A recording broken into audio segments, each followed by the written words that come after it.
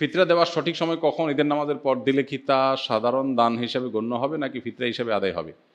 ফিতরা দেওয়ার সময় হলো মূলত ঈদের চাঁদ দেখা যাওয়ার পর থেকে নিয়ে ঈদের নামাজ পর্যন্ত। ঈদের নামাজের আগে, ঈদের চাঁদ ওঠার পরে, এই সময়টা মূলত ফিতরা দানের সময়। এই সময় যেহেতু রাতের বেলা, গরিবকে খুঁজে দেওয়াটা যদি কারোর জন্য কষ্টকর হয় তাহলে সে 1-2 দিন 3 দিন আগেও দিতে পারে সবল আমাদের মতে। আর ফোকাহায়ে আহনাফের মতে রমজানের শুরু থেকেই দেওয়া যাবে। অন্যান্য ওলামা ইকরাম হাম্বলি ফকিদের মতে একেবারে শেষের দিকে ঈদের 2-3 দিন আগে দেওয়া যাবে। অতএব আপনি ভালো হয় চাঁদ রাতে দিলেন বা ঈদগাহে যাওয়ার আগে দিলেন, আর গরিব যাতে একটু প্রিপারেশন নিতে পারে, আগে ভাগে ব্যবস্থা নিতে পারে, তারা 1-2 দিন আগে দিতে পারলেন, তার বাসায় পৌঁছে দিলেন যাতে সে ঈদটা নিশ্চিন্তে উদযাপন করতে পারে।